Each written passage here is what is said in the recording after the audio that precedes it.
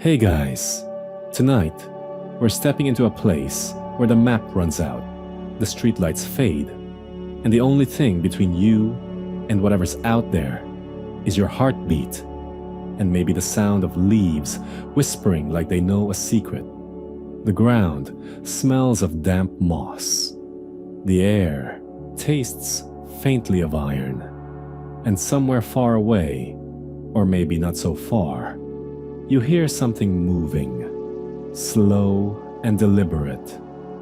You can't tell if it's a breeze or breathing. You probably won't survive this. But hey, at least it's going to be memorable. So, before you get comfortable, take a moment to like the video and subscribe. But only if you genuinely enjoy what I do here.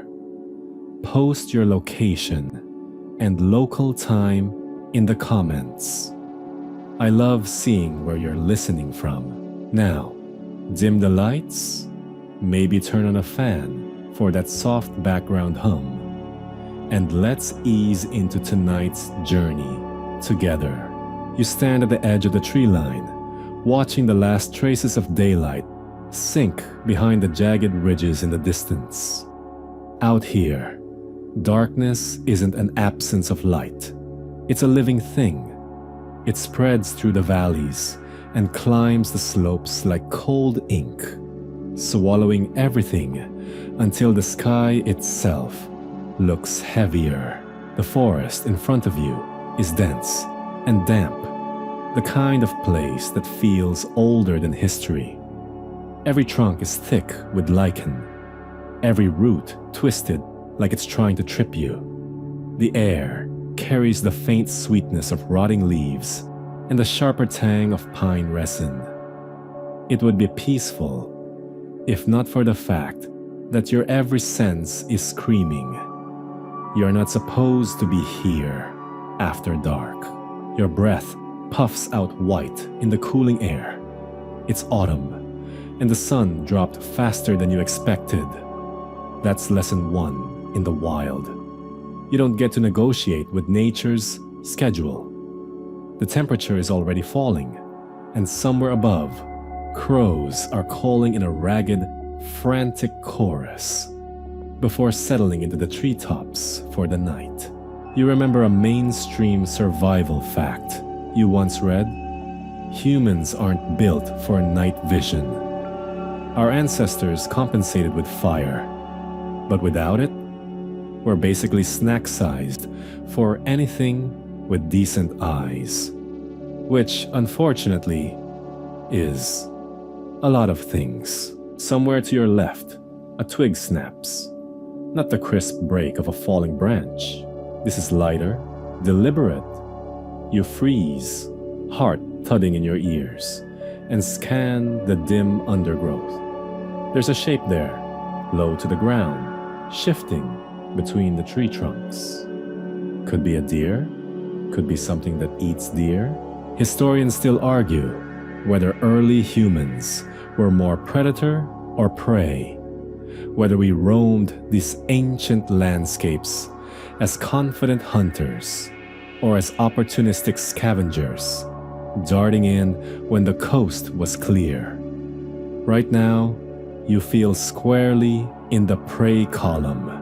Your backpack is laughably light. Some rope, a knife, a half-empty water bottle, and a packet of jerky that already smells too good for comfort. You'd planned to hike until sunset, maybe set up a tent near a stream, but you misjudged your pace, and now you're caught in the hour when the forest shifts ownership from birds to carnivores. The shadows deepen. Your shoes crunch over a carpet of leaves, each step sounding louder than you want.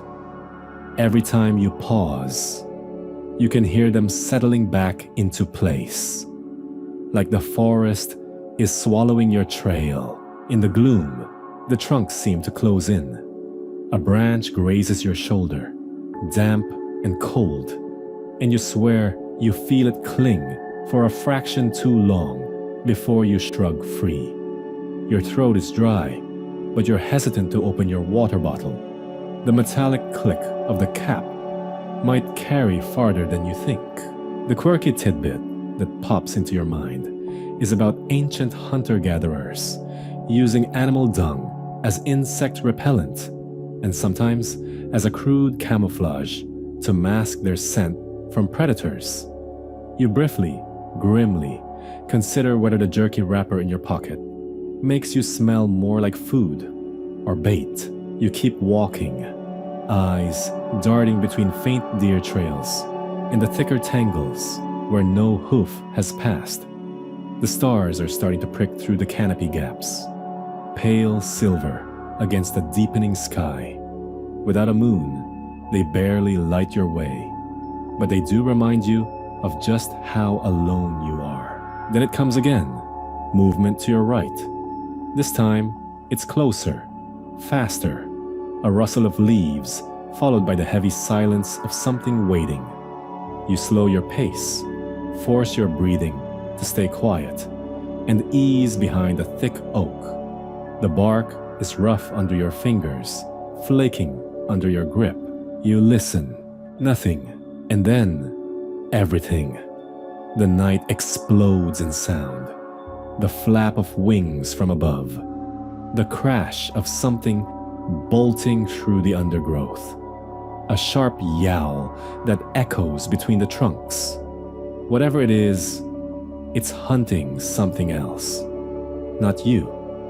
Yet, you force yourself to move again, more quietly now, each step deliberate. The forest smell is stronger, rich soil, wet leaves, the faint, musky scent of animal hide. The ground softens underfoot, telling you you're near water, which is both good and bad. Good for drinking, bad because predators know the same fact. Up ahead, the trees thin just enough for you to make out the faint silver sheen of a creek. The surface is smooth, reflecting pinpricks of starlight, but the banks are muddy and littered with tracks, some cloven, some pawed. You crouch to examine them, tracing one with your finger. Not fresh, but not old either. The chill is biting now, worming through your clothes. You can feel it tightening your muscles, making your movements stiffer. Your fingers are numb around the knife handle, and you think about the very real fact that cold kills faster than hunger. You know you need shelter, but building one in pitch black without tools is going to be rough. You glance at the creek again. The water whispers over stones, a soft sound that would be almost comforting if you didn't know it might be masking something else. A ripple disturbs the reflection.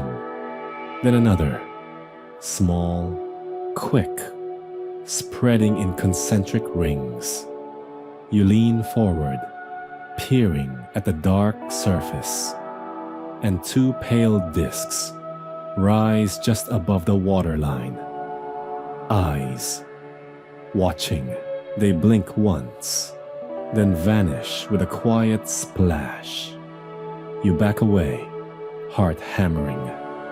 Whatever it was, otter, beaver, something with more teeth. It's a reminder that the wild doesn't sleep, and everything here has a reason to watch you. Your mind races with options. Climb a tree and hope it's sturdy. Find a hollow and risk sharing it with whatever calls it home. Or keep walking until exhaustion forces a decision. The forest waits, patient. It's seen your kind before, and tonight, it's going to see what you're really made of. The forest has gone fully black now, and your eyes are straining against the gloom. You can make out shapes only by their outlines. Angular branches, thicker trunks, the vague, darker smudge of bushes.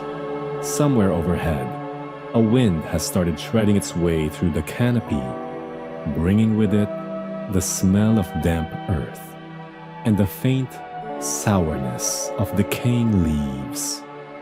That's the problem with the wild. It's not just alive during the day. You know that if you stop moving without finding shelter, the night is going to work its way under your skin. Literally. Hypothermia doesn't care that you can still see your breath and think. It's not that cold yet. It's sneaky, draining warmth bit by bit until you're clumsy, then confused, then gone. Mainstream survival guides all say the same thing. Shelter first, fire second, food third. You repeat it in your head like a mantra, partly for focus, partly so your nerves don't start writing their own horror story. There's a fallen log ahead, half sunk into the ground, its underside hollow, where insects and damp have chewed away the core. It's tempting. All you'd have to do is crawl under, curl up, and hope whatever made that rustle earlier is more interested in deer. But your brain is quick to remind you of the quirky tidbit about porcupines, how they sometimes nest in hollow logs, perfectly content until something larger decides to share the space. Those quills aren't just a warning. They're nature's way of saying, bad roommate. You keep moving, scanning for anything that looks like it could break the wind.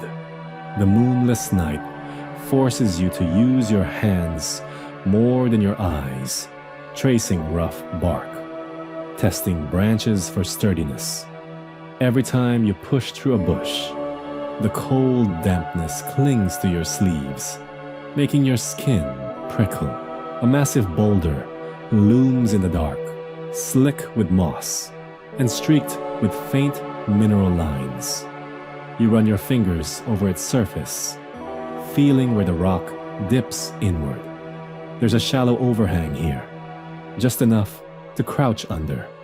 It would keep the rain off and give you something solid at your back. You weigh your options, stay low and risk becoming a cornered snack, or stay exposed and risk the cold. Somewhere above, an owl calls, long and low. The silence that follows is so deep, you can hear the creak from earlier, muffled by the trees. You think of how early humans might have sought caves for warmth and safety. But historians still argue whether that made them safer from predators or just trapped them with fewer escape routes.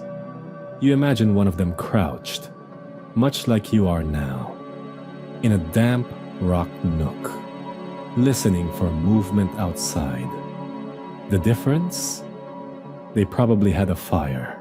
You feel around the ground near the boulder and find dry leaves and a few long branches, brittle but intact. Firewood, if you can spark it. Your knife has a steel spine. You could strike it against a rock, but you have nothing dry enough to catch easily. That's when you remember a trick. Birch bark. Thin, papery, and oily enough to burn even when damp. The problem is finding a birch in this soup of dark silhouettes. You set off again, keeping one hand against the boulder to remember your way back. The ground dips unexpectedly, and you slide a few feet down into a depression. The air here smells sharper, wetter. You freeze, listening. No sound of breathing except your own, no movement, just the occasional drip of water. Your fingers brush something smooth and papery against the trunk. You tear off a strip. Yes, birch bark. You collect as much as you can carry, then retrace your steps to the overhang. The cold feels sharper now, as if it knows you've stopped searching and will soon settle in. You kneel on the damp earth, arrange the bark, and strike your knife against a sharp stone edge. Sparks fly. Most die in the dark, but one catches, glowing orange against the white bark. You feed it gently, coaxing the flame until it eats through the curl and licks at the twigs. Firelight changes everything. The boulder's face gleams gold, shadows stretching and shrinking as the flames sway. Your fingers thaw enough to sting. You can hear things moving in the forest. Footsteps, maybe, or just branches in the wind, but they stay beyond the ring of light. The mainstream fact holds true. Fire doesn't just warm you. It warns everything else you're not worth the trouble. You settle with your back against the rock, the fire at your side. The warmth is already leaching into your bones, loosening the knot between your shoulders. You know you won't sleep deeply. Every crackle will sound like a footstep, but at least you won't shiver yourself awake. Above you, the stars are cut into shards by the canopy, and you realize the night isn't just something to survive.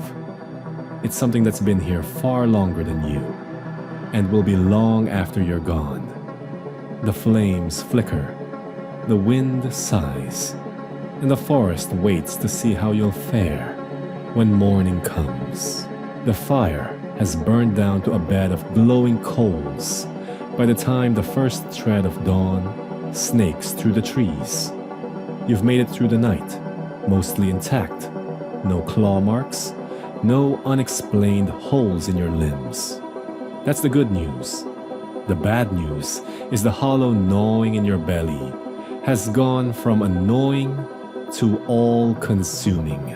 Hunger in the wild doesn't just make you cranky, it rewires your senses. Every sound becomes a possible clue to food. Every smell is either a warning or an invitation. Your brain starts filing away the idea of risk differently. Suddenly, chasing something with hooves seems like a reasonable use of energy. You stand, stretch the stiffness from your legs, and scan the ground for anything edible. Mainstream survival advice echoes in your head. Unless you've trained for it, don't try to hunt big game on your first day. You'll burn more calories than you gain. Instead, think small. Plants, berries, insects, maybe fish if you're lucky. You start with plants. The forest floor is littered with greenery, but most of it could kill you quicker than starvation. You crouch to inspect a patch of leaves, tree-smooth lobes, glossy surface, faint reddish stem, poison ivy, hard pass. Deeper in the brush, you find clusters of dark berries, almost black with a dusty bloom. They look tempting, but you remember the quirky tidbit about how early European explorers in North America sometimes poison themselves by mistaking nightshade for edible berries. You decide to skip the Russian roulette breakfast. There's movement in the undergrowth, a twitch of brown, a flick of ears. Rabbit, small, fast, and pure protein. You grip your knife and try to remember that deadfall snare design you saw in a survival documentary. The rabbit bolts before you even finish step 1, leaving you with nothing but the sound of your stomach groaning in protest.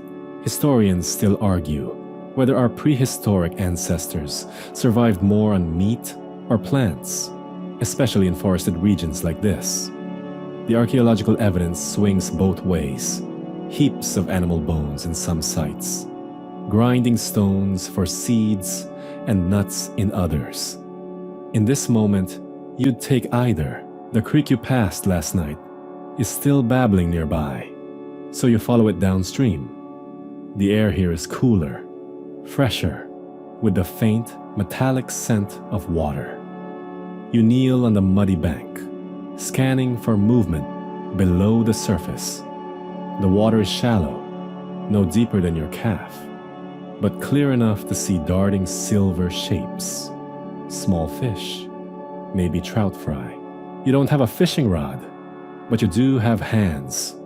You roll your sleeves, ease into the water, and wait, letting your shadow fall across the ripples. Your fingers ache from the cold. When a fish swims close, you strike. Fast, but not fast enough.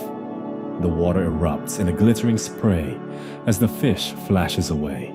You try again, and again, and again, until your arms are numb and your stomach feels like it's folding in on itself. Finally, luck, or sheer stubbornness, pays off. You trap a small fish against the bank with both hands, lift it wriggling into the air, and nearly laugh out loud. It's barely the size of your palm, but it's food. Back at your fire pit, you clean the fish with a knife, scraping away scales, gutting it quickly. The smell is sharp and briny, promising something far better than empty air. You skewer it on a green twig and hold it over the coals, watching the skin blister and crisp. The first bite is both heaven and cruelty. Heaven because it's warm, savory, and real. Cruelty because it's gone in seconds. The protein steadies you a little, but hunger still prowls in your gut. You decide to widen your search. Along a sunlit patch near the creek, you spot a nut tree. Hazelnuts, their shells still green but firm. You collect as many as you can, cracking a few with a rock. The meat inside is small but sweet, and the repetitive motion of smashing and eating feels almost comforting. As the day warms, insects begin to buzz in the undergrowth. You remember reading how many indigenous groups have used insects as a reliable protein source. Crickets, grasshoppers, even beetle larvae. Once you get past the texture, they're dense in nutrients. You find a few under a rotting log, pop them in your mouth, and chew quickly before your brain can object. Nutty, crunchy, not terrible. By late afternoon, you've staved off the worst of the hunger, but you're keenly aware this is just the start.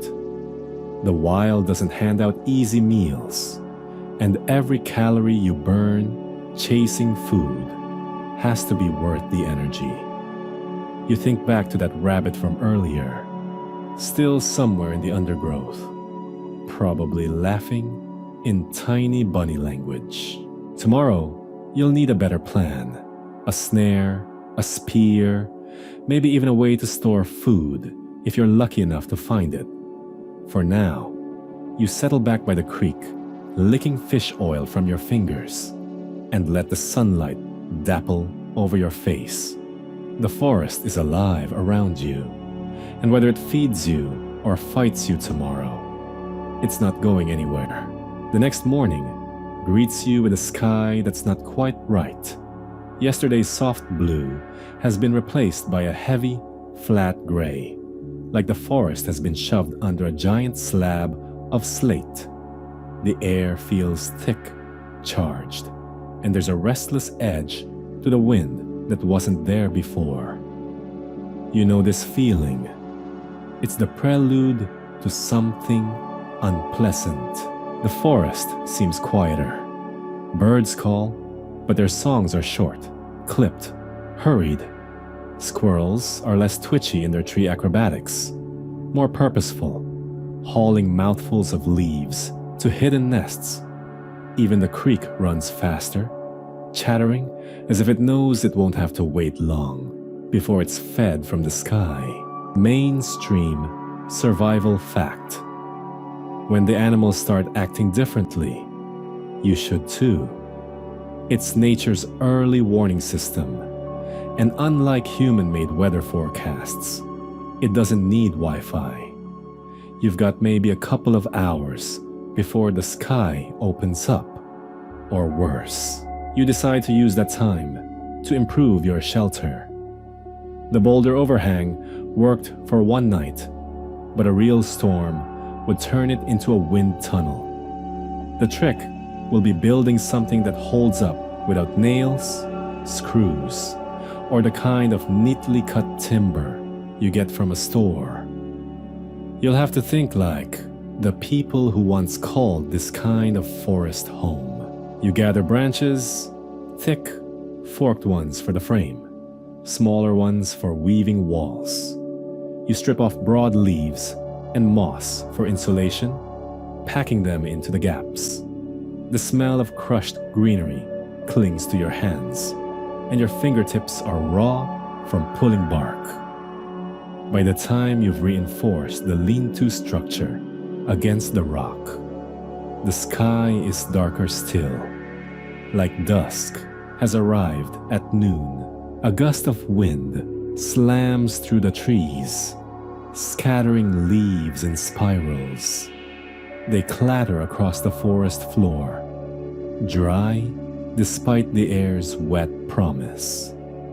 The temperature drops so sharply you can feel it in your teeth. Historians still argue whether ancient shelters in temperate forests were more often dugouts or above-ground huts. The archaeological evidence is tricky. Holes and postmolds in soil can be hard to distinguish from natural formations. As you press the last leafy bundle into place, you wonder if some nameless person 20,000 years ago had stood in this very kind of gloom, wondering if they'd built enough to keep the storm at bay. The first fat raindrops arrive like scouting parties, widely spaced, but heavy enough to make the leaves shiver when they land. Then comes the sound, a low, distant rumble, the kind that rolls more than cracks. You crouch inside your shelter, pulling your bag close, and feel the damp earth under your boots start to soften. In minutes, the rain isn't falling, it's pouring. Sheets of water batter the canopy, hammering down so hard the individual drops vanish into a constant roar. The boulder's overhang takes the brunt of it, but fine spray still drifts in, cooling your face. The forest smell blooms into something richer: wet soil, rotting leaves, the sharpness of pine resin released by the rain. You pull your jacket tighter, grateful for the barrier between you and the wind. A branch snaps somewhere behind you, maybe under the weight of the water, maybe under the weight of something heavier. You can't tell. The wind shoves at the shelter, making the branches creak. You brace one hand against the frame, as if your palm alone can hold it all together. Lightning flares somewhere far off, turning the whole forest silver for a heartbeat. You catch the outline of trees bending under the gusts, and for an instant, the rain looks like it's falling sideways. The thunder that follows is closer now, sharp-edged. A quirky tidbit comes to mind: how some early mountain-dwelling cultures believed that storms were caused by giant, unseen animals fighting above the clouds. Their roars, the thunder, their claws raking the sky into lightning. Right now, with the noise surrounding you, it's easy to imagine the storm hits its peak in late afternoon, just as your stomach reminds you that you didn't manage a proper breakfast. You tear into the last of the hazelnuts, the shells slippery under your damp fingers. The wind howls through the branches, water running in miniature rivers past your boots. And then, just as suddenly as it began, it starts to ease. The rain slows from sheets to drops, then to a scattered tapping. The sky is still low and gray, but lighter, and the forest exhales a long, damp sigh. You crawl out from your shelter and take in the transformed world. Every surface gleams. Leaves are heavy with water, bending low. Moss is a deep, almost glowing green. The air is cooler but cleaner, washed of the dust and pollen. Your boots squelch in the mud as you step toward the creek, which now runs swollen and quick, its surface churning with foam. The storm's gone for now, but the wild isn't done testing you. You've seen how fast it can turn, how thin the line is between a tolerable night and a dangerous one. You wring out your sleeves and glance at the sky again. The clouds are breaking in the west, but there's movement in the shadows under the trees, and not all of it is the wind. Night is different after a storm. The forest doesn't just go dark, it goes deep. The sound of water dripping from the canopy plays in uneven patterns, masking smaller noises. Puddles reflect fractured moonlight, each one a little false trail for your eyes to follow. And somewhere in all that silver-black confusion, something is moving. You've got the fire going again, its glow pulsing against the wet rock behind you. The flames crackle on damp wood, sending up little bursts of sparks. It's enough light to see the ground directly in front of you. But beyond that, shadows pile up like old debts. Mainstream survival fact. Most predators don't roar before they pounce. They wait, they watch, and they close the distance, inch by inch. That's the unsettling truth about the eyes in the dark. If you can see them, they've probably been seeing you for longer. It starts with a flicker at the edge of your vision. You turn, but there's only a wall of black between the trunks. Then it happens again. Two faint, pale glints, gone before you can focus. Your skin prickles. Somewhere upwind, leaves crunch. Not the casual scatter of a bird, scratching for insects. These are spaced, deliberate, each step followed by silence. The firelight catches something again, a faint, greenish reflection, just above ground level. Eye shine. You remember the quirky tidbit about how different animals' eyes reflect different colors under light. Deer often shine white or pale yellow. Raccoons greenish. Cats a deeper amber. You hope for raccoon. You brace for cat. The reflection vanishes as quickly as it came. Your breathing has gone shallow, your ears straining for the next clue. Another step, closer this time. Then another. Historians still argue whether early humans feared predators more at night or used the cover of darkness to hunt them. Evidence of ancient campsites shows fire rings placed in tight clusters, suggesting the group kept to a central glow, perhaps surrounded by watchful eyes.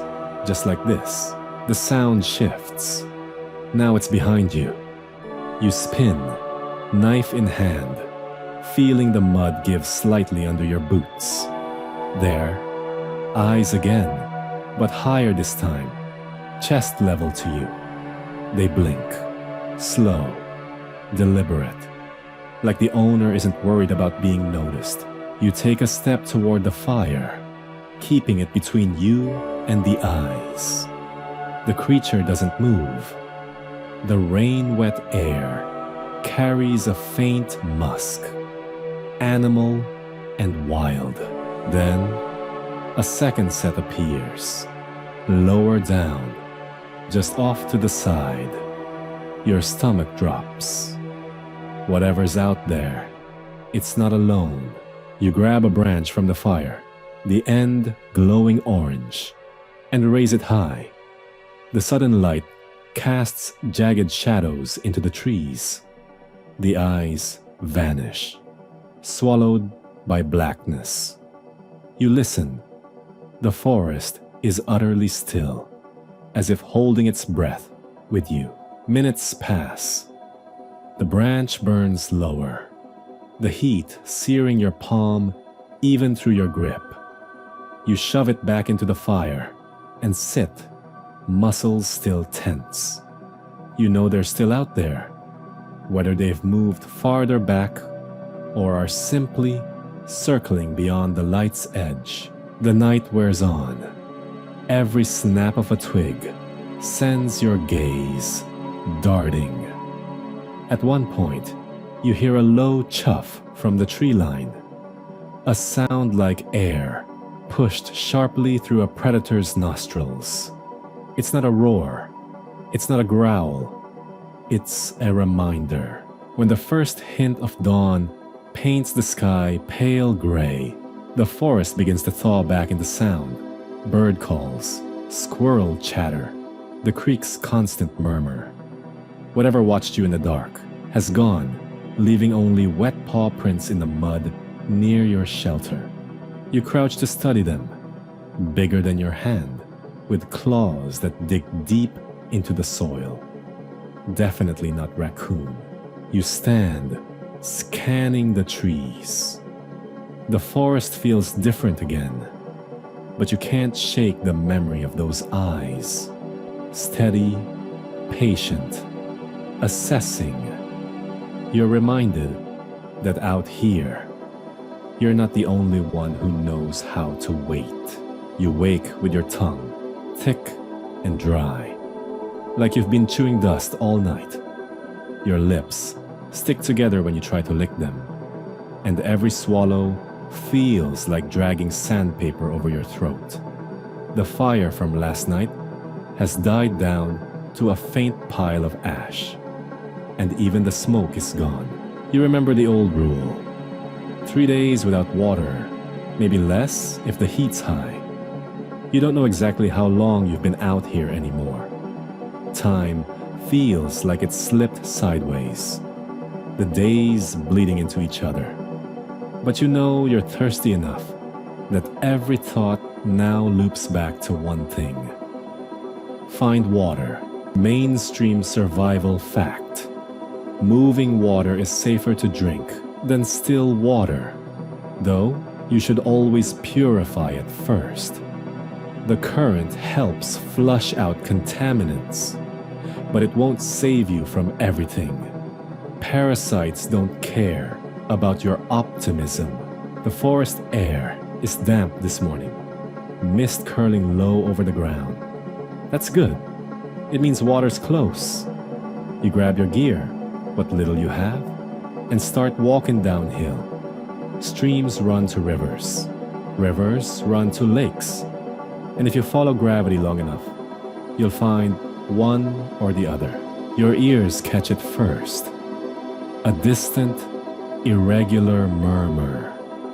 Not the constant hum of wind. Not the slow drip from leaves. This is layered, textured. A trickle here, a splash there. You pick up the pace. The river appears between the trees like a band of shifting light. Even in shadow, it glints. The current sliding over stones, worn smooth over centuries. You kneel at the bank, scoop a handful, and stop. Quirky fact: water in nature almost never looks like the clear, glassy liquid in commercials. It's full of tannins from leaves, flecks of silt, and microscopic life you can't see. To your eye, it's just a faint amber tint, like weak tea. To your stomach, unboiled, it could be an eviction notice. You've got no pot, no filter, just a plan and a problem. The plan? Follow the river until you find a spot where you can make a fire and boil it with heated stones. The problem? The river doesn't run straight. It winds like a lazy snake, doubling back on itself, vanishing behind outcroppings, reappearing farther down. And then you notice something else. The current isn't as lazy as you thought. The water here is moving faster than it should be, carrying leaves and twigs past you like little messengers. Downstream, you hear a deeper roar. Historians still debate whether early human settlements clustered near rivers for convenience or because rivers forced them to adapt, shaping travel, trade, even the stories they told. Flood myths aren't rare. They're almost universal. And the sound ahead has that same ancient weight to it. You push through the undergrowth until the trees fall away to reveal the cause. The river drops into a steep, narrow chute, frothing white as it slams into rocks below. The mist rising from the base catches the sun, scattering faint rainbows. Beautiful, also deadly. Your thirst gnaws at you. You could climb down to calmer water, but the bank here is slick with moss. The slope treacherous. One wrong step, and you join the debris in the current. You scan upstream for a safer approach. That's when you spot the tracks in the mud, hooved, small, and fresh. They lead to a narrow path sloping toward a gravel bar at the river's edge, a natural watering spot.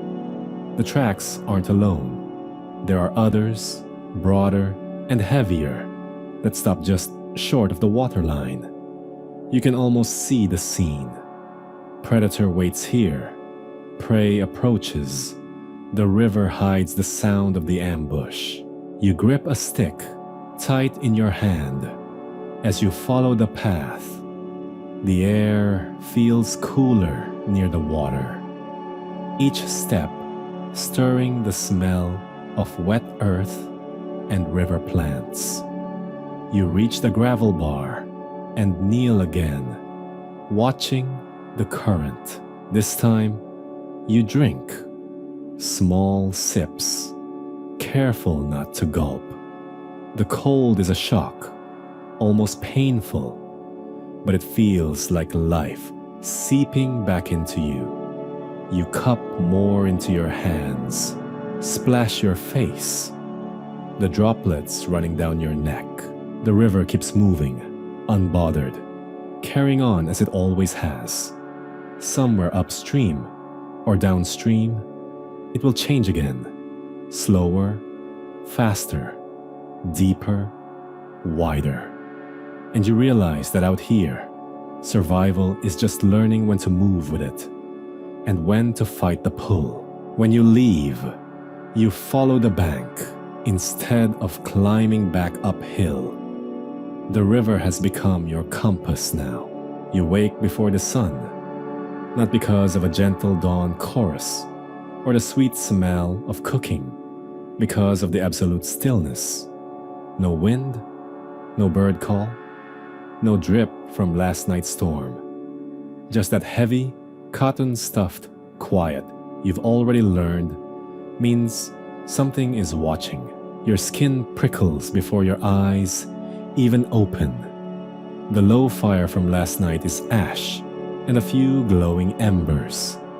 You sit up slowly, ears straining, and for a moment, it feels like you've become part of the forest floor. Still, damp, blending into the earth.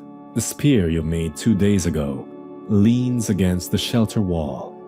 You reach for it without looking, the way someone in a kitchen reaches for the kettle they've boiled 1,000 times. Grip, weight, balance. Your brain is calculating, and your stomach, traitor that it is, reminds you you're still hungry from yesterday's disappointing tuber and berry feast. Today, you'd plan to hunt.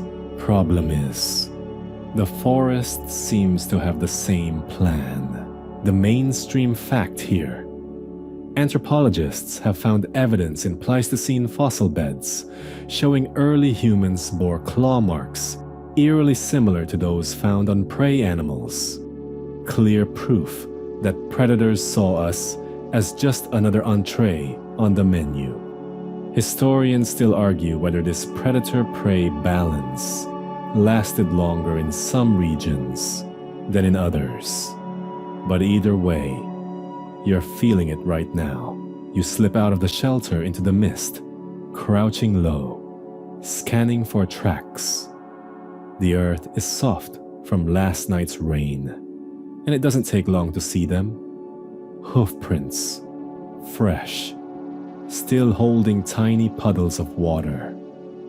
The animal was here less than an hour ago. Perfect meat. Except there's another print overlaying them. 3 forward-facing toes.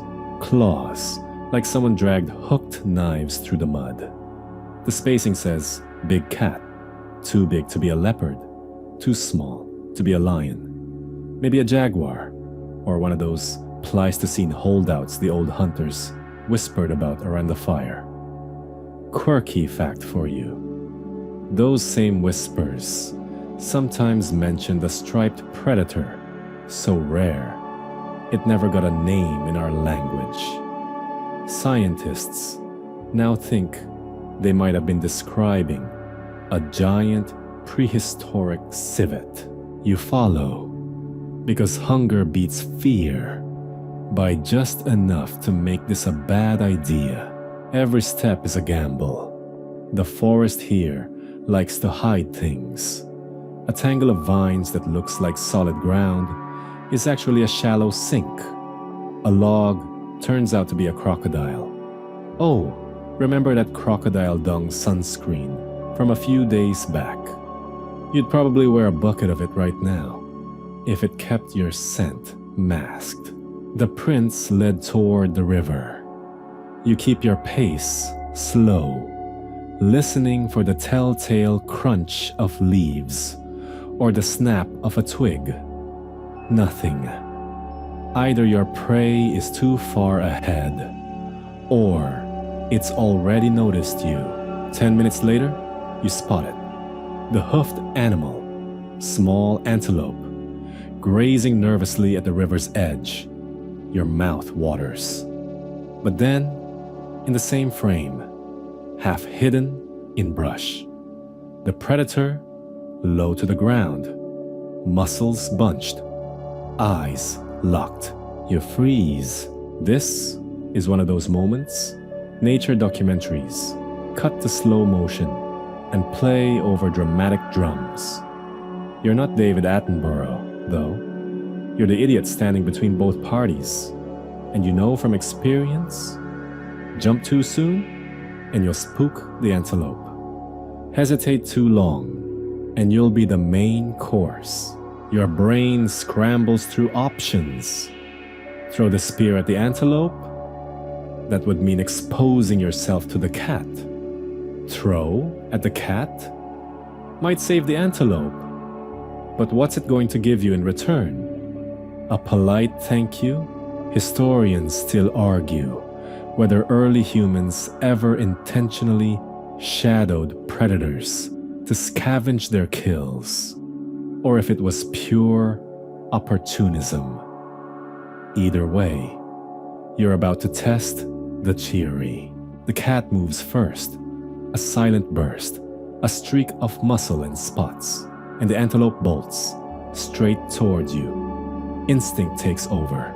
You step forward, thrusting the spear into the gap between the animal's path and the cat's leap. Wood meets fur and bone with a jolt that sends pain up your arms. The antelope crashes sideways into a thicket, injured but not down. The cat lands short, eyes flaring, not in pain, but in outrage. It doesn't run. Here's the thing they don't tell you in survival guides. Predators don't always back off when they miss. Sometimes they double down, especially if they've just had their breakfast plan ruined. And this one, it lowers its head, tail flicking, deciding if you're worth the trouble. You grip the spear tighter, step back, slow and deliberate. No sudden movements, unless you count your heart, which is slamming around like it's trying to escape through your ribs. For a breathless moment, you and the cat just stare. Its ears twitch, your fingers cramp. Then, a noise from the thicket, crashing, breaking branches. The antelope, limping, but moving fast.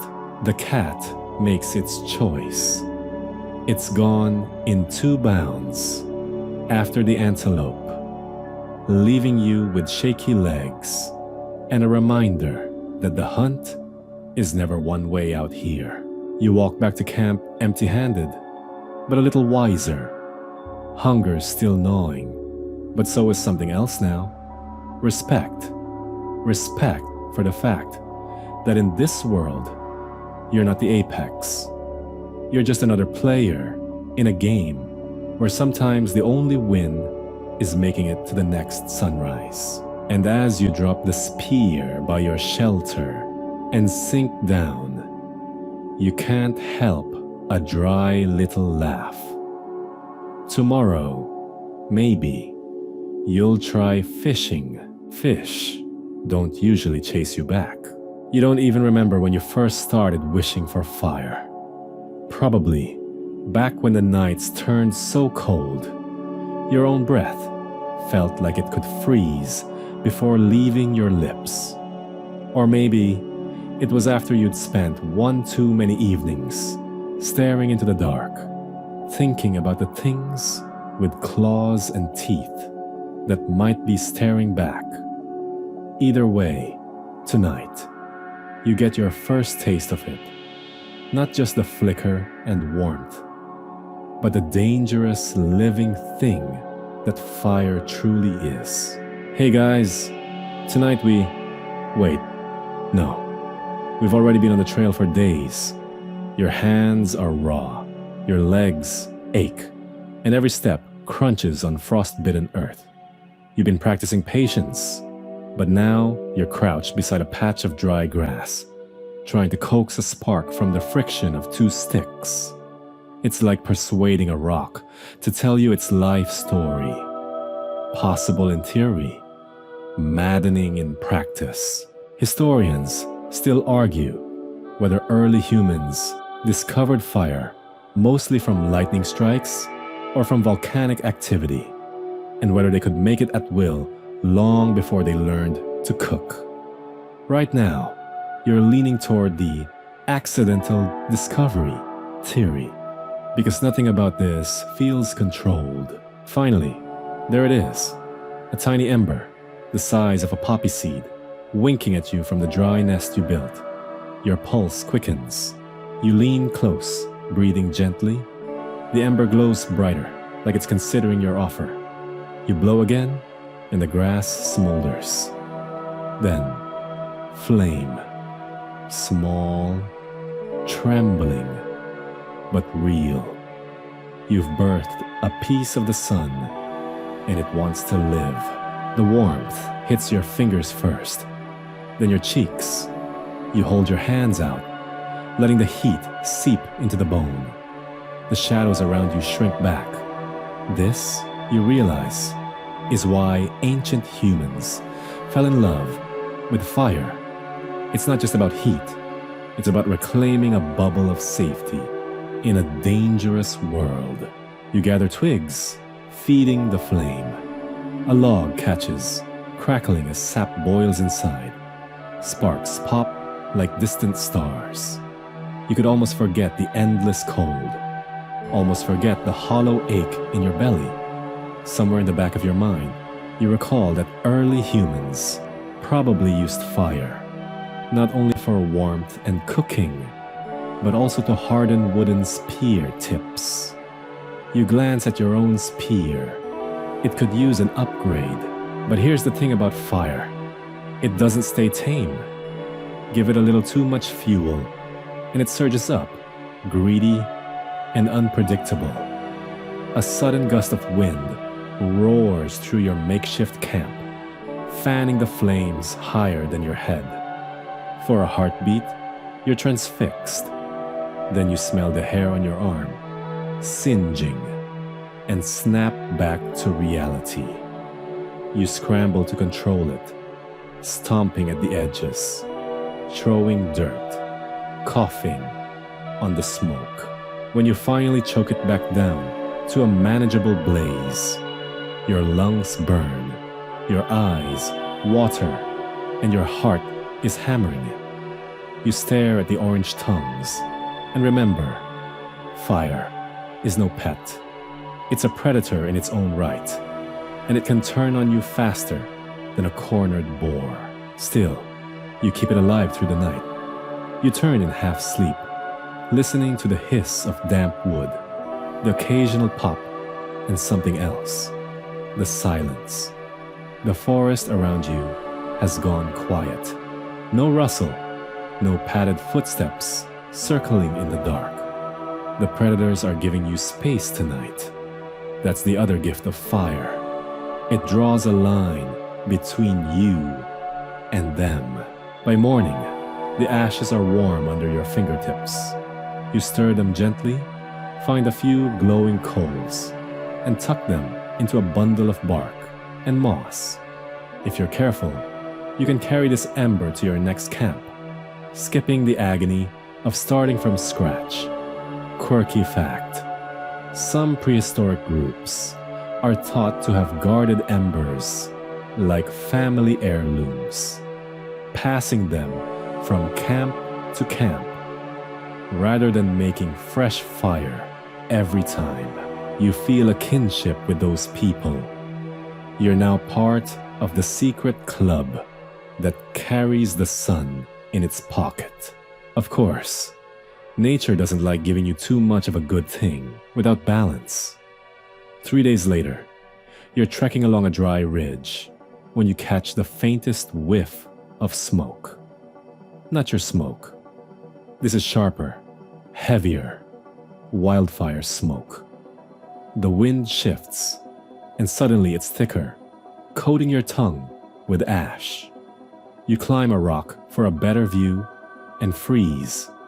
Down in the valley, a wall of flame is racing through the grassland, taller than any tree you've ever seen.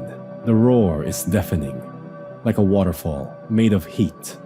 Sparks leap ahead of the main blaze, igniting new fires in seconds. Animals scatter in all directions, deer bounding, birds shrieking, even snakes writhing desperately to escape. You don't think, you run. It's chaos. Roots snagging your feet, branches clawing at your face, lungs aching from smoke. Once, you stumble and nearly go down, but the thought of that wall of fire behind you yanks you upright. You push through a thicket, plunge down into a shallow stream, and keep moving, the water splashing up to your knees. When you finally stop, panting, the fire is a distant glow on the horizon. The stream saved you. Water is one of the few things fire respects. You sink down on the bank, soaked and trembling. Somewhere in the mess of your exhaustion, you understand something vital. Fire is neither friend nor foe. It's both and neither. It doesn't care about you at all. As night falls again, you find a small clearing and strike your ember back to life. The little flame winks up at you, and you can't help but grin. You survived the fire. You can wield it again, carefully, respectfully. You'll keep it alive, but you'll never turn your back on it. The ridge looks taller now that you're standing at its foot. In the faint morning light, the slope doesn't just rise, it looms. Jagged rocks stick out like broken teeth, and gnarled tree roots snake down from above, as if they've been reaching for centuries to pull something, anything, back into the forest. You tighten the straps on the crude sling you've been using to carry your few tools. Flex your fingers and start the climb. The first meters are nothing, just a steep hike, hands brushing damp leaves and moss as your boots push through loose soil.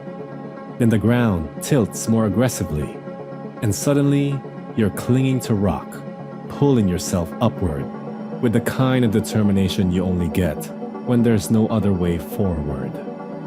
Your shoulders burn, your thighs ache, and that little voice in your head whispers, if you slip now, that's it. You pause on a narrow ledge to catch your breath, and from here, you can see the whole valley below.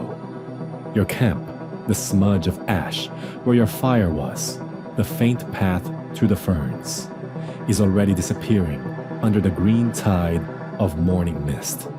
The air is thinner here, cooler, and your ears pick up a strange shift in sound. Birdsong below, but higher up, silence. No chatter of monkeys, no hum of insects. Just stillness. You know enough about the natural world to recognize the warning. Mainstream survival accounts tell of dead zones on slopes like this, areas where the vegetation changes, predators range differently, and even prey animals pass quickly. Historians still argue whether ancient tribes considered such areas sacred, cursed, or simply dangerous. Either way, you feel it in your bones. The higher you go, the more you're in someone else's territory. Your next handhold crumbles under your weight, and you lurch sideways, scraping your forearm on the rock. The sting snaps you fully awake. You hug yourself tighter to the wall, testing each new grip before trusting it. Far below, a lone hawk circles lazily, as if it's already picked you for lunch. Halfway up, you find a shallow cave, more a dent in the rock than true shelter. Inside, it smells faintly of something musky, like old fur. Your gut twists. Some climbers might stop here for shade, but you keep going. The thought of sharing a cramped alcove with whatever leaves that smell is enough to push you upward. A quirky little fact you once heard pops into your head.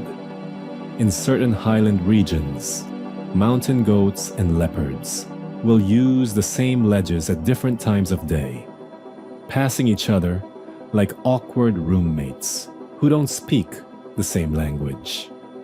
You're not sure if that's comforting or terrifying. By late afternoon, your arms feel like lead and your calves tremble with every step.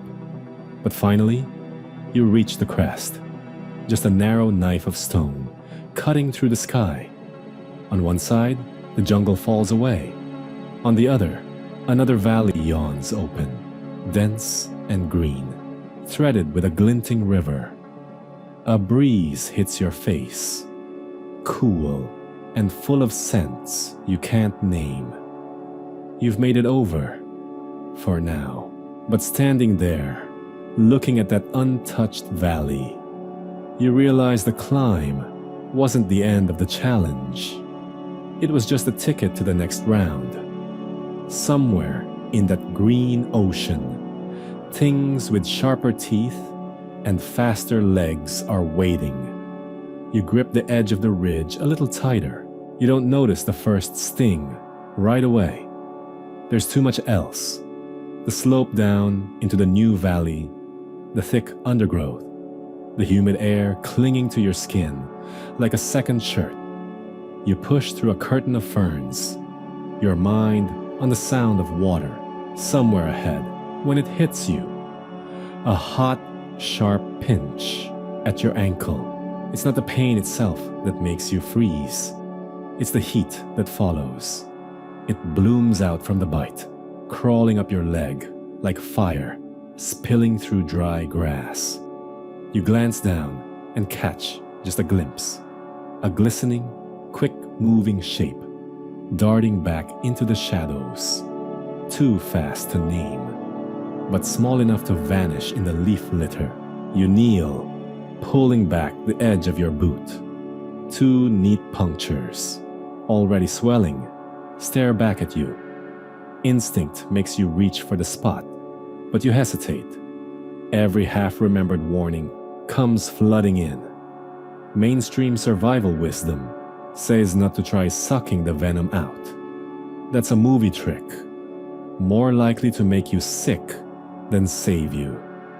Instead, you tighten a strip of hide above the bite, slowing the rush of whatever's working its way into your blood. The jungle feels different now. The light is the same. The river still whispers ahead, but you hear your own heartbeat louder than anything else. You know enough history to remember that early humans had to learn this lesson over and over. Venom wasn't just an inconvenience. It was a constant threat. Some tribes wove antidote making into their survival skills. Others turned the danger around, using venom to tip their hunting arrows. You force yourself to keep moving, slowly, steadily. The pain climbs with you, each step making it throb harder. A bead of sweat slides down your spine, and for once, it's not from the heat. You pass a patch of low, purple-stemmed plants, and the thought hits. Somewhere in here, maybe right in front of you, the cure is growing, but without the knowledge of which leaf to crush, which root to chew. You'd be gambling with your life. A quirky thought floats through the haze. In some animal communities, meerkats, mongooses, they actually teach the young how to handle venomous prey.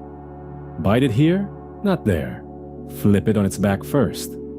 Imagine being a child, and your first toy lesson is how to wrestle a snake. The ground levels out, and the river finally comes into full view. Clear, fast, and edged with pale sand.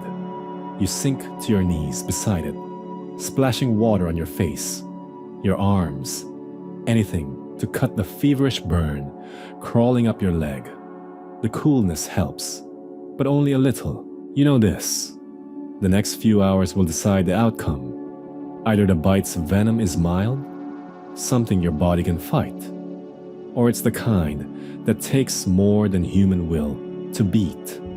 The setting sun paints the water in molten orange, and you realize, tonight, you're not just fighting for warmth, or food, or shelter.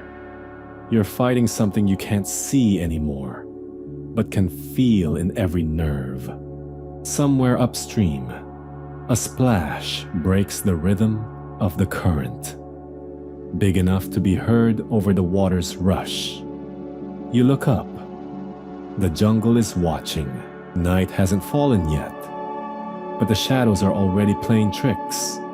The jungle light goes dim fast when the sun dips, turning every tree trunk into something that could be watching you. You'd like to think you're alone out here, alone with your swelling ankle, alone with the fever that's making your skin feel tight. But the forest has other plans. It starts with one sound, not loud, but unmistakable. A low, throaty huff that cuts through the insect drone. You've heard that sound before, once, far off, when you were safe by a fire. Tonight, there's no fire. You stop, breathing through your mouth, ears straining. Another huff, this time from the left. Then a rustle on your right. You don't need to see them to know. A pack moves like smoke through undergrowth, silent until it's not. Wolves? No, not here. But wild dogs, painted with patterns of earth and shadow, their eyes catching the last strips of light. That's possible. Or maybe there's something else. Something older. The fever in your leg makes your heartbeat ragged. And you know predators can hear that rhythm like a dinner bell. You shift your weight, testing the injured limb. It protests hard, sending a pulse of molten ache up your thigh. Running is not an option. History isn't much comfort now, but it slips into your mind anyway. The uneasy relationship between humans and canine packs goes back tens of thousands of years. Sometimes they were rivals for the same prey. Sometimes they followed your kind to scavenge scraps. And sometimes, when the cold was deep enough and the hunger was bad enough, you struck bargains. They gave you their teeth. You gave them your fire. That was the seed of domestication. But before the hand was offered, there was always the chase. The rustling grows closer, resolving into shapes just far enough away to blur. You catch the glint of an eye in the gloom. Then another. 3, 4. Too many to track. Your mind races through options. Climb a tree. Not with your leg like this. Fight? If they come one at a time, maybe. But packs don't work that way. They're the masters of the long game. The ones who let exhaustion do their hunting. You force yourself to speak. A low growl that's more for you than for them. Not tonight. Your voice sounds rough, smaller than you'd like. A quirky thought slips in, the kind that doesn't belong in fear, but arrives anyway. Early humans might have fended off predators by waving firebrands. But you have no fire. What you do have is your voice, your upright stance, and the fact that even predators know a wounded prey can still bite back. You grab a long branch from the ground, feeling the rough bark dig into your palm. You lift it high, making yourself as tall as you can, one step toward the nearest gleam of eyes. Then another. You make noise, harsh, broken shouts that tear at your throat. The eyes blink. A shadow peels away from the tree line. Then another. The pack doesn't break all at once.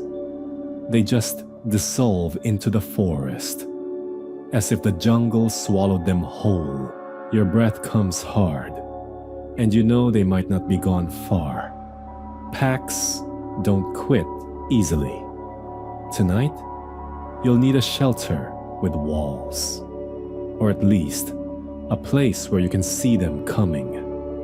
The fever pushes at your skull as you limp toward the sound of water again. In the distance, the current changes pitch.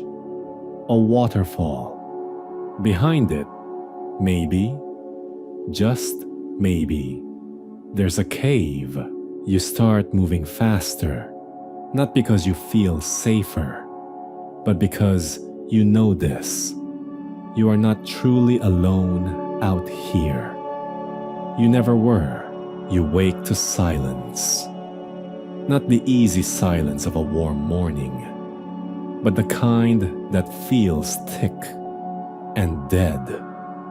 The kind that says the world outside is buried. When you push yourself up, Every joint protests. Your ankle has stiffened overnight, and your breath fogs in the cold air before you. The fire you coaxed to life in the cave mouth has died down to dull red embers. You feed it twigs from the meager pile, but the flame seems reluctant, as if it knows what's waiting outside. You make the mistake of stepping toward the entrance before you've truly warmed. The moment the wind touches you, it steals your breath. It's not just cold, it's hungry.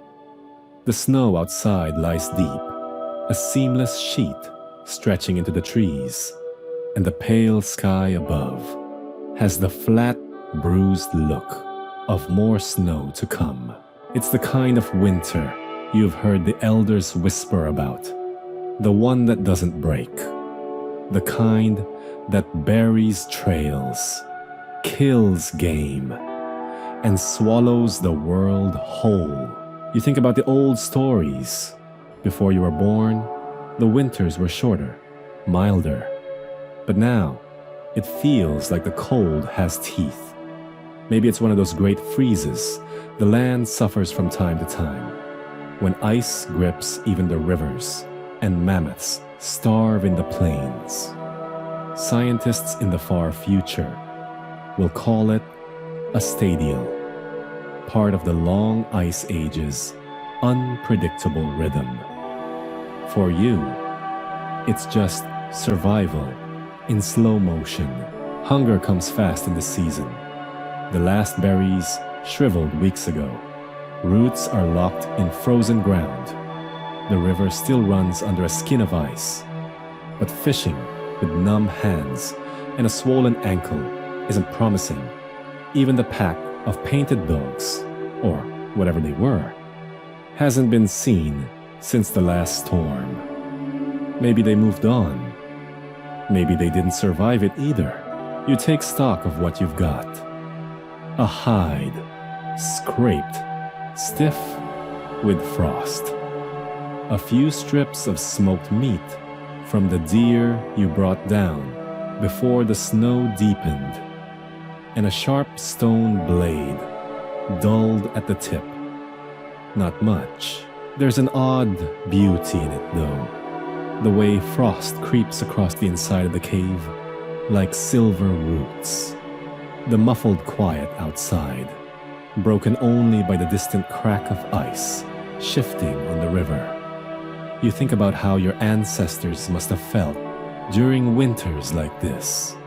Huddled together, stories told in low voices to keep the dark at bay. The quirky detail that comes to mind is how, according to archaeologists, people in times like this sometimes carved tiny figurines out of bone, perhaps as charms or simply to pass the endless dark. You wonder if your hands will be steady enough to try. But the bigger question is this: how long can you last?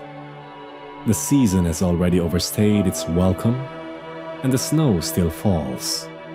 If it's true that winter will not end for many more moons, you'll need to make choices that don't sit comfortably. The land isn't generous right now. That night, you lie in the shallow warmth of your fire's glow, wrapped in the hide, listening to the cave walls pop and settle. Every so often, you hear the faint, high-pitched keening of wind outside.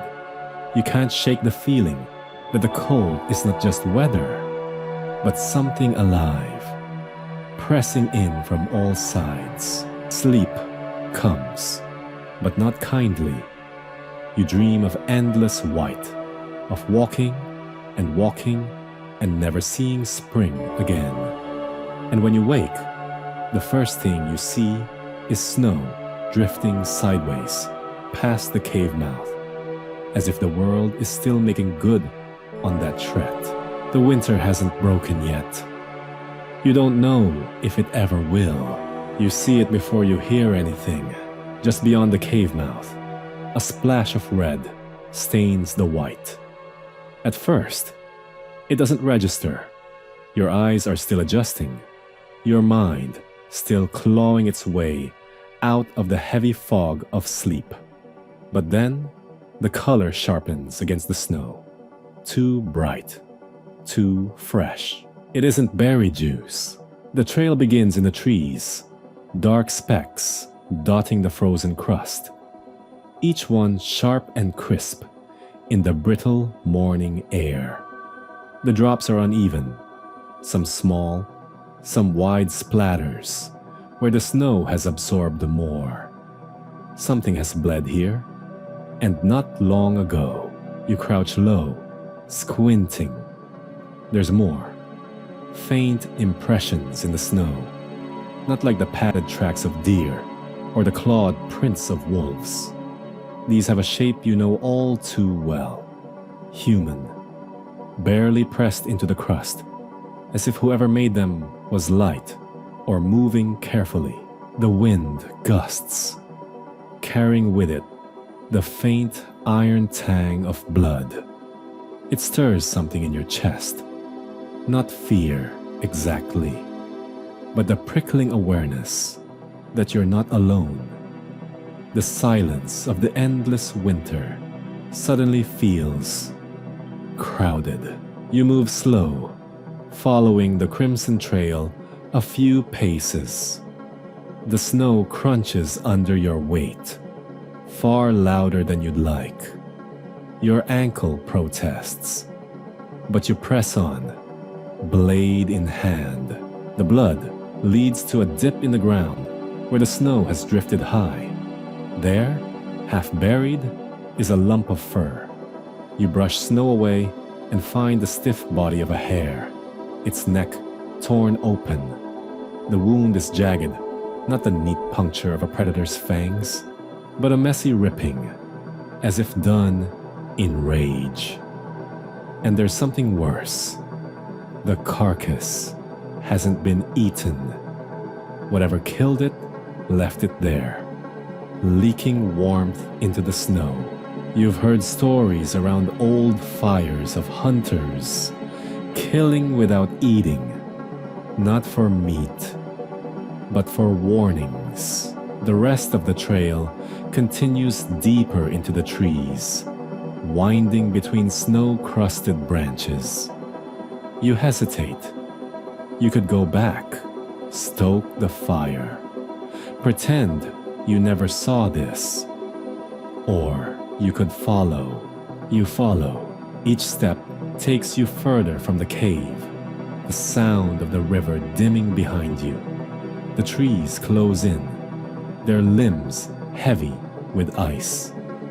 Somewhere ahead, a branch snaps, clean, deliberate. You freeze. Your breath fogs in quick bursts. Then, from between two birches, you see it, a figure, thin, wrapped in tattered hide, face half shadowed by a hood of fur. One hand clutches a spear, the tip dark with drying blood. They're standing perfectly still, watching you, not approaching, not fleeing, just measuring the space between you like a hunter does before the throw. You grip your own blade tighter. Your pulse pounds. The wind shifts, and the cold air carries the faint sound of their breathing. Slow, even, controlled. Whoever they are, they've been out here longer than you, moving through the winter like it belongs to them. The two of you just stand there for what feels like forever, the snow falling quietly between you. Then, without a word, they turn and vanish into the white, leaving only the blood trail and their strange, weightless tracks. You don't follow this time, not yet. When you return to the cave, the blood is still there, in the snow outside. A bright reminder that the winter isn't the only thing hunting here. You don't notice it at first. The forest around you has been whispering all evening. Wind tugging at leaves, water dripping from branches, the slow shift of night animals beginning their rounds. It's the sort of soundscape you've grown used to, enough to make you almost comfortable. But comfort in the wild is a trap. It makes you slow. It makes you stop listening for the one sound that matters. Silence. It slides into the clearing like a shadow with teeth. One moment the night is breathing. The next, it's holding its breath. You stop chewing the stringy scrap of dried meat you've been gnawing. Your own breath suddenly feels too loud, like it might give you away. Then you feel it on your skin, between your shoulder blades. Not the heat of the fire, but the heavier warmth of something staring. Not one thing, many. You glance past the flickering firelight, but darkness swallows detail. The trees beyond your camp become a wall of black, but here and there, faint pinpricks of yellow. Not like stars. Stars are cold, far away. These are near, liquid bright, reflecting your fire in tiny, deliberate blinks. Your mind counts without your permission. 1 pair, 2 pairs, 4, 6. You stop counting before you reach 10. It's not the number that matters. It's that they're in different directions. Welcome to the night of 1,000 eyes. You've seen animal eyes in firelight before. Small scavengers. The quick dart of a bird disturbed from its roost. The soft glow of a deer pausing mid-step. This is different. These eyes don't blink and vanish. They hold you, wait for you, as if the fire between you is only a thin line, and they're weighing whether to cross it. Your ancestors might have called this feeling being hunted, though that's too simple. It's not one hunter you face. It's the awareness that you are simply meat in a world where hunger is constant. Somewhere in that darkness could be a lynx, its paws silent on the snow. Somewhere else, a pack of wolves weighing risk against reward. And higher in the trees, don't think about it, 2 faint, unmoving gleams might belong to an owl, its head tilting. Curious, a scholar today might tell you this was one of the earliest human skills. Not the making of tools, but the reading of eyes in the dark. That moment when your brain learns the subtle difference between watching and hunting. The fire cracks. A piece of bark explodes with a sharp pop, and several of the eyes vanish. Not all. The boldest stay. You shift a log with your foot, feeding the flames higher. Fire is your only real weapon here. Not because it will burn them. You know well that a predator rarely blunders into open flame, but because it makes you larger, stranger, less certain as prey. Some anthropologists debate whether early humans kept fires burning all night for warmth or for defense. You're in no mood for debate.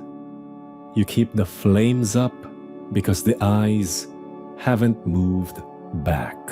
The wind changes. Smoke drifts toward the dark, and with it goes the smell of you, sweat, meat, leather. You imagine the noses out there, testing the scent like a story. Here is a thing alone. Here is a thing tired. Here is a thing that bleeds. You don't move. Stillness. you've learned, can be as powerful as fire. Predators expect panic. They respect the animal that holds its ground. Or maybe they're just patient enough to wait until it sleeps. The hours are long. Your mind wanders, as it often does when fear has nowhere to go. You wonder if they're thinking, out there, do wolves ever feel fear, surrounded by eyes they cannot see? Do owls worry that something watches from above them? Maybe the 1,000 eyes belong to 1,000 hungers, each with its own story. Quirky fact for the night. Some early cave paintings, researchers believe, were not of hunts in progress, but of eyes, rows of them, floating in black pigment. A memory of nights like this? Or a warning? No one agrees. The moon slides between clouds, and suddenly, some of the eyes shift. Not away, closer. You catch shapes now, but never the whole animal. A paw, a flicker of fur, the long curve of a back. The forest floor mutters with movement, but the sound never rises above a whisper. It's a dance, you realize. They're testing you. Step in, step out. See if you falter. Toward dawn, your fire is nothing but a low bed of coals. You're too tired to keep it high, but the eyes have thinned to only a few stubborn watchers. One by one, they blink out. You think they've gone, until you turn your head. And there, just at the tree line, 2 eyes remain. They don't move. They don't vanish. The sun rises. Light spills into the clearing. And finally, you see the watcher, a fox, small, red, tail curled around its paws. Not hunting, not hiding, just there, as if to remind you, the night belongs to more than you, and you're never truly alone. The morning comes without warmth. The fire you kept alive through the watchful night is now a smudge of cold ash, the coals black and stubborn. The forest edge, your shelter, your shield, is behind you, and ahead, nothing. No trees, no shade, no soft carpet of leaves underfoot. Only a horizon stretched so far and flat, it feels like the earth has stopped breathing. You sling the hide bundle over your back. It's heavier today, though nothing inside has changed, except maybe the water skin, which sloshes less than it should. You glance behind once, twice, just to make sure no glint of eyes is following. The forest is silent, too silent. You're not sure if that comforts you or makes the hair rise on your arms. The first step into the wastes feels like stepping off the map. The ground here is a patchwork of cracked clay and scattered stones, baked into strange shapes by sun and wind. Your feet sink into powdery grit that clings to your skin like a second unwanted layer. The air smells faintly of minerals, dry, metallic, and ancient, like the inside of a cave that's been left open too long. Somewhere far to the east, a shimmer wavers above the ground, making the rocks seem to melt and reform. The sun is merciless. It climbs quickly, like a predator that doesn't bother stalking. It simply rises and pounces. By the time it's high overhead, every step feels as though it's dragging heat up from the ground into your bones. You start counting paces, telling yourself that after 100, you'll rest. Then 100 becomes 50, then 20. The wastes are winning already. You remember a story, half warning, half boast, told by an elder when you were younger, of a hunter who tried to cross the open plain alone. He thought himself faster than thirst. He never came back, but the bones found later told a quieter tale. They say the wind stripped the flesh so clean it looked like he had been carved by a careful hand. It's the wind you notice next. Dry, constant, and without smell. It doesn't cool you. It only pulls the moisture from your lips and whispers across your ears, like it's speaking a language too old to understand. Every so often, it carries with it a fine spray of dust, sharp enough to sting the eyes. You wrap a strip of hide over your mouth, not because it helps much, but because it gives you something to do, besides think about how much water you don't have. Somewhere past midday, you crest a low rise. From here, the horizon ripples with false promises, mirages of shimmering pools that vanish when you blink. But one patch doesn't vanish. It's darker, steadier, and low against the ground. You squint until your eyes ache, willing it to be what you hope. A stand of scrub, a line of stunted trees, shelter. You head toward it, adjusting your path, even though you know the risk. Wasting steps could waste life. Each footfall is a negotiation between urgency and exhaustion. You try not to imagine your water skin growing lighter with every stride, or how the skin on your shoulders feels like it's shrinking under the sun. It takes hours to reach the shape. And when you do, you realize it's neither tree nor pool. It's bones.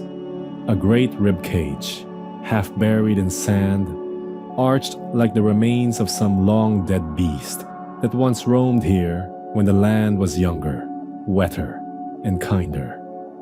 You stand inside it for shade, pressing your back against one curved rib, imagining it belonged to a creature large enough to walk over these wastes without fear. This is your quirky find. The elders back home would argue over it endlessly. Some would say it was a giant aurochs. Others would swear it was a spirit beast, proof that the wastes once belonged to more than dust. A few, the ones who think too much, might wonder if the bones themselves are a warning that even giants can die here. You rest.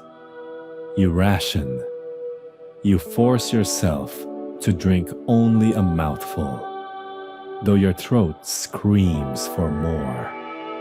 And when you rise, you mark the bones in your memory, not as a landmark to return to, but as a place you'll never forget. The sun begins to lower, but the heat doesn't go with it.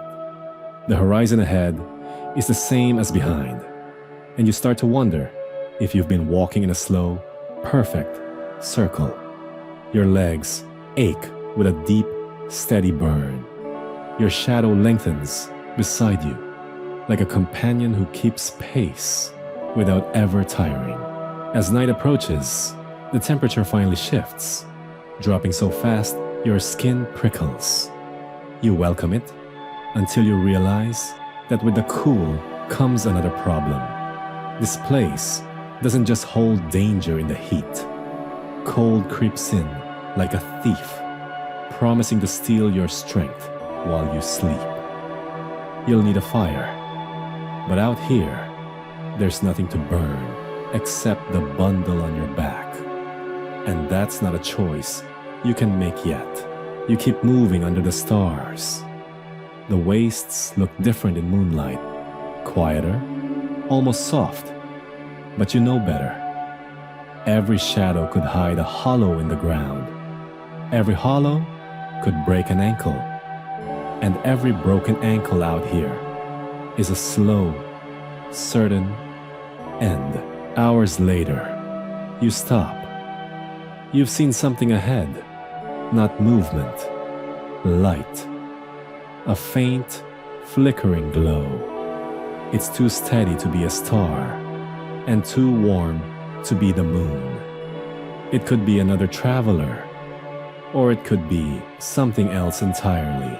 You tighten your grip on the stone blade at your hip and take one slow step forward, then another, the glow growing with each breath. The wastes are not empty after all.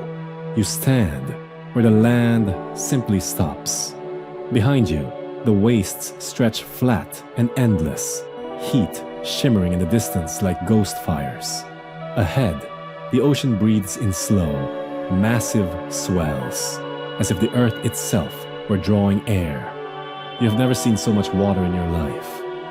It is not a river you can wade, nor a lake with an opposite shore you can squint at. It is an endless skin of shifting blue, its edges swallowed by the sky. The first breath of salt wind catches in your throat, sharp, clean, but laced with something metallic and ancient. The sand at your feet is studded with shells, brittle and white as bone, each one whispering of a creature that once lived and died under these same waves. The sea is alive in a way the wastes were not. Even here at the edge, it never stops moving. You've been told the water hides food, fish, crabs, things with too many legs and too many teeth. But it hides other things too. Things that do not surface unless they are hungry. The elders spoke of a time when your kind crossed short stretches of water to islands just out of sight to reach new hunting grounds or escape enemies. They lashed together reeds, logs, animal hides, anything that could float. Some survived the crossings, others didn't. You step into the surf and the water bites, not like a predator, but like the shock of cold air in your lungs on the first breath of winter.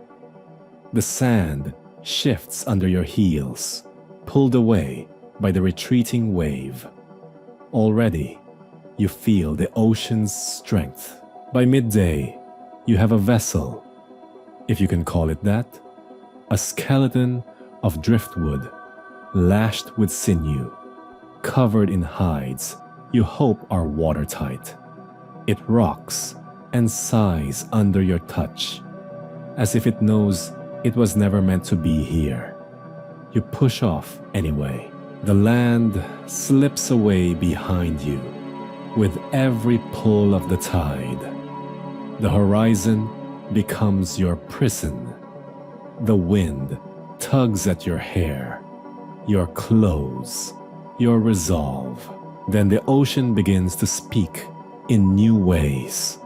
It slaps against your craft like an impatient hand. It growls in its depths.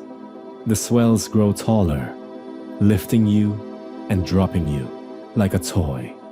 The hides strain at their lashings, water seeping through in cold tongues. That night, as you drift under a sky smeared with cloud, you see light in the water, tiny sparks, green and cold, blooming with each splash of your hand. Creatures below you are making the sea itself glow. For a moment, the fear lifts. The world is strange and beautiful. Then you hear it, the sharp exhale of something large, too large. Your skin prickles. It is not the breath of wind, nor the slap of a wave. It is an animal, somewhere out there in the dark. You cannot see it. You can only hear it circle. The second day, hunger sets in. You try to spear fish, but the sea is quicker than you. Thirst follows soon after. The cruelest joke of all. Water everywhere, yet none you can drink. On the third night, a storm comes. The waves are no longer the slow breathing of the ocean. They are its hands, grabbing and shaking you. The wind is a scream. You cling to your craft as it rises and crashes, the salt stinging your eyes, the cold soaking into your bones. You do not remember how you make it through. At dawn, the sea lies still, as if nothing happened. The horizon is different now. Land is there, faint but real. The ocean has spared you, but not for free. You know, in your marrow, that it will take its payment someday. And when you step onto that new shore, the sand sticks to your skin like the hands of the dead. The sand is still warm beneath your feet when the first strange light grazes the horizon. It's not the sun. The sun is behind you, setting in a slow crimson melt over the water you just fled. This glow is sharper, more urgent, like the first spark in dry tinder. Your skin prickles before you even understand why. You tell yourself it's nothing, a trick of exhaustion, the way your eyes ache from staring at the restless ocean all day. But the air changes. The gulls overhead wheel in silence, their cries cut short, as if the sound itself has been swallowed. Somewhere inland, a lone bird lets out a warbling alarm, the kind of call creatures use when the world tilts towards something unnatural. Then you see it, a tear of white fire streaking across the sky, trailing a molten tail that makes your heart lurch. It's fast, impossibly fast, but leaves a smear of light that clings to the heavens, refusing to fade. And it's not alone. Another and another. A rain of burning stones, ripping the night apart before it has even settled. The first impact comes far inland.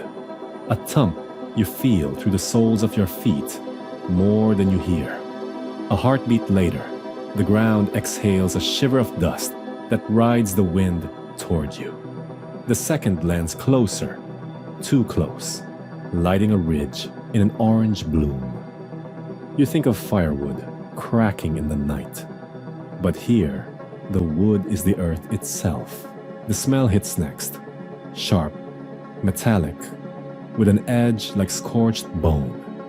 Your mind flinches at the thought, but the wind is already pushing it toward you. You run without thinking. The sea is no refuge. The sky has claimed the waves as well, and you hear hiss after hiss as smaller fragments strike the water, sending up white plumes. Somewhere to your left, a hare bolts from the grass, ears flattened, body nothing but a streak of muscle and terror. It doesn't care where you're going, only that you both run in the same direction, away. For a heartbeat, you match pace. Two creatures bound by the same instinct, the same primal code. Then it vanishes into the scrub. You almost wish you could follow. Heat blooms again ahead of you. Another strike.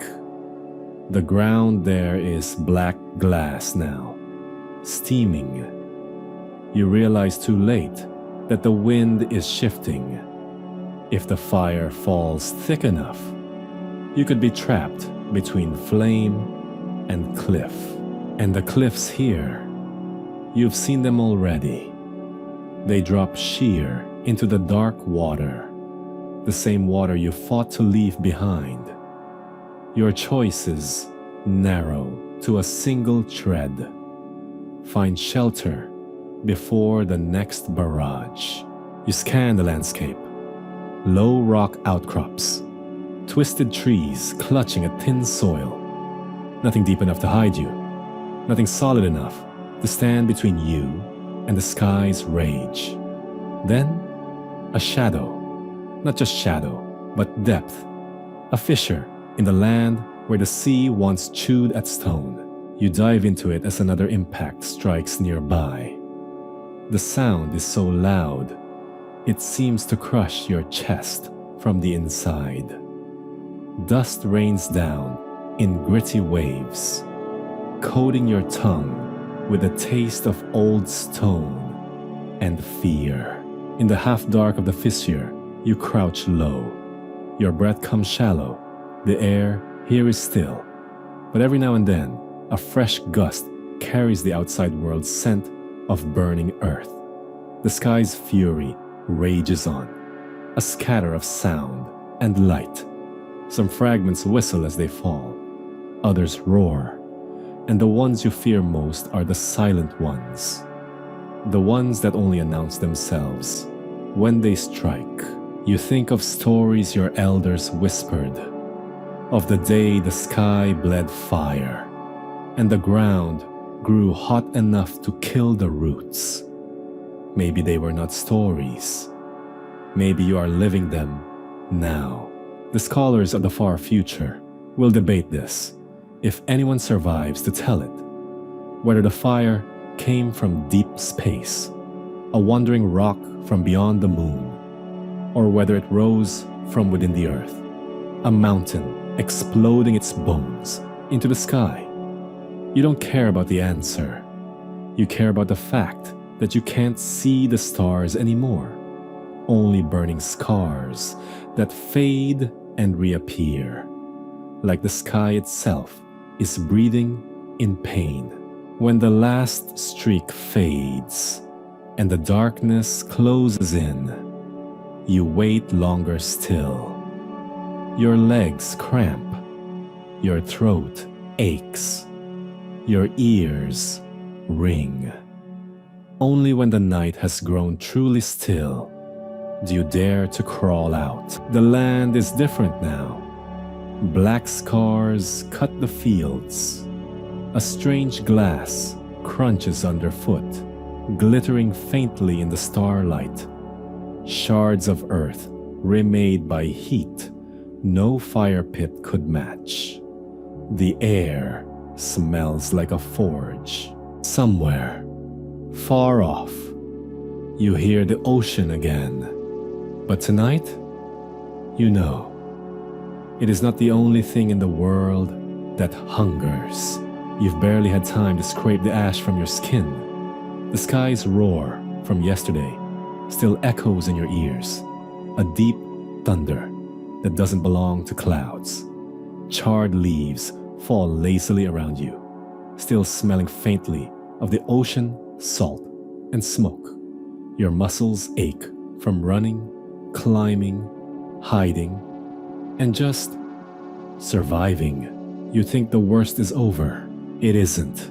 The forest has been too quiet since dawn. No bird calls, no insect hum. Even the breeze feels like it's holding its breath. That's when you hear it. A low, rolling growl, so deep you feel it in your ribs before you register it as sound. It comes again, longer this time. Not just a warning, a statement. You freeze, scanning the tree line. Then you see him. At first, he's just a shadow between the trunks. Too big to be a wolf, too deliberate to be a bear. When he steps into the open, the air feels heavier. Broad shoulders under a pelt, mottled with scars. Eyes that lock on you as though they've known you for years. This is not a hunter out for food. This is a ruler defending his claim. The alpha, he circles, slow and unblinking. His paws sinking into the soft loam without a sound. The air smells of wet fur and musk, sharp and animal. But there's something ceremonial about his movements. He's not rushing. He's evaluating. It's strange. But part of you understands. This isn't just predator versus prey. It's an assessment, a weighing of worth. You've seen wolves in the distance before, but this one behaves differently. No snap, no immediate lunge. Instead, he lowers his head, ears back, shoulders rippling, a challenge posture. The thought flashes. He's not deciding if he can eat you. He's deciding if he should let you live here at all. Your heart tries to hammer out of your chest, but you force yourself still. Running would invite the pack, whose eyes you now realize are glinting in the underbrush. A dozen of them, silent, watching, waiting for his verdict. Your hand finds the shaft of your spear. You don't raise it, not yet.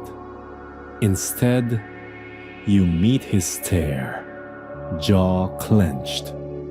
In some deep place you don't fully understand, you know that in this moment, the forest itself is watching. The alpha makes the first move, not an attack, a feint, darting close enough for you to feel the hot gust of his breath on your hand. Then he retreats, circles again, tail held high. It's a test. You respond without thinking, lowering your stance, planting the spear, but not brandishing it, showing you won't yield ground.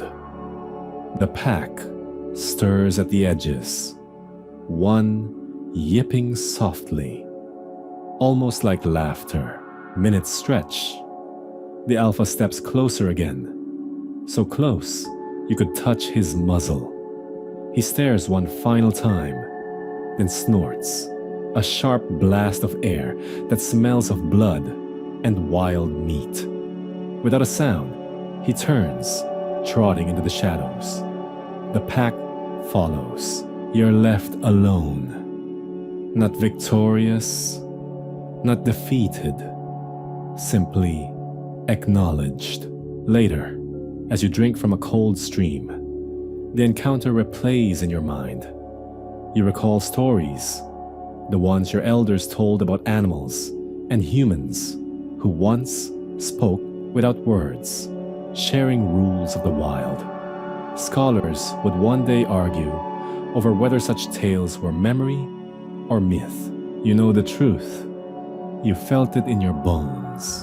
Tonight, when you sleep, you will dream of eyes in the dark, not hostile now, but watching to see what you do next. Because the alpha has given you a place here, for now. The victory over the alpha still hums in your blood, hot and wild. It's not just relief anymore. It's a dangerous kind of confidence, the kind that whispers you could take more. You've been eyeing the ridge for days now. Up there, where the dark stone juts out like a broken tooth against the gray sky, is a place the other hunters call the nest. They speak the word with a mix of fear and longing. Fear because of what lives there. Longing because of what it guards. Pelts, meat, bones sharp enough to cut through hide. No one raids it. No one except the desperate or the doomed. You are starting to think you might be both. You move at dawn, when the mist is thick enough to make the cliff face look like it's dissolving into the clouds. Every step up the slope is a slow war between your lungs and your legs, both burning, both refusing to quit. The air is thin here, sharp enough to taste. You stop twice to listen, not because you hear anything, but because the silence feels wrong. In the lowlands, the world is never truly quiet. Here, the wind doesn't howl. It breathes. Halfway up, you find a scrap of fur snagged on a thorn. It's white with streaks of rust red, stiff with dried blood. Whatever lives up here has been hunting too. The final climb is a crawl on hands and knees. Your fingers searching for cracks in the rock. One slip and you're a smear at the bottom of the gorge. When you finally haul yourself over the lip, the world opens. And you see it. The nest is not just a cave. It's a fortress of stone, half collapsed. The roof peppered with holes where daylight spears through in dusty beams. Bones litter the ground, not scattered, but arranged, as if something took the time to place them. Femurs laid parallel, skulls stacked like grim trophies. You don't see the owner at first. That's worse. You move inside, every sense stretched thin. The smell hits you, a stench of rot layered under the sharp tang of old smoke. Your eyes adjust, and you spot what you came for. A pile of pelts in the back. Dark fur, shimmering with oil. Thick enough to keep out a winter storm. You grab one, sling it over your shoulder. And that's when you hear it. A low, rumbling growl that starts in the earth and ends in your bones. It steps into the light. A cat. But no cat you've seen before. Muscles ripple under a coat the color of ash. Eyes yellow as ripe fruit. Its head nearly reaches your chest, and its tail lashes like a whip. The air between you smells of blood and heat. You don't run. Not yet. Instead, you take a step sideways toward the pile of bones. Because you've seen something there. A spear. Not yours. Not anyone's from your band. The shaft is smooth, polished. The point chipped from black stone, so sharp it almost hums. You grab it, and the cat moves. What follows is not a fight in the way the elders would tell it. There's no trading of blows, no clever traps. It's chaos, a mess of claws and teeth, and the iron weight of survival pressing down on you both. The spear goes in deep, but not deep enough.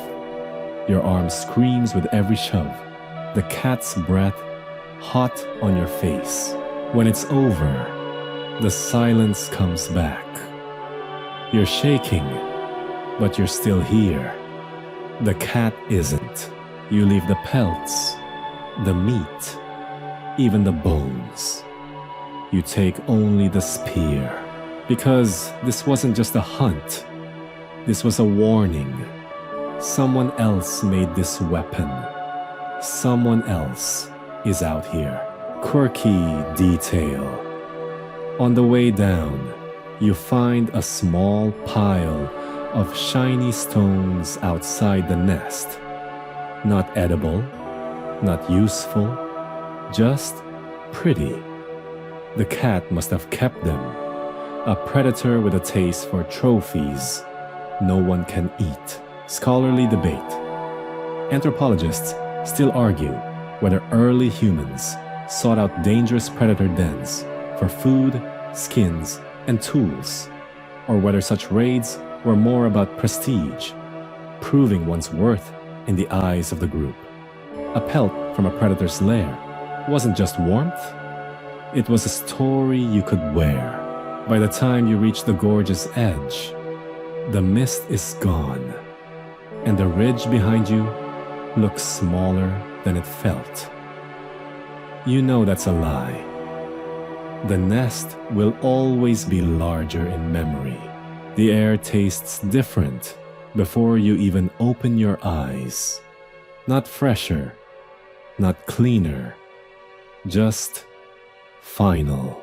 You lie still, wrapped in the faint heat of a dying fire. The coals are little more than red freckles in the ash, their glow pulsing faintly like something breathing its last. Somewhere above, the night sky thins toward morning, the black retreating into deep violet.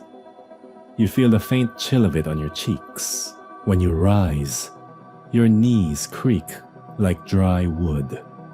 The ground beneath you is a carpet of frost, each blade of grass tipped in silver. The world is still, not the tense, crouched stillness of danger, but the stillness that comes before something changes forever. You have seen many dawns. The first, back when you were little more than a shadow among shadows, still learning the shape of the world. The dawn after hunger first sank its teeth into you. The dawn after the night of 1,000 eyes, when you learned the darkness watches back. The dawn after fire nearly took you and then saved you.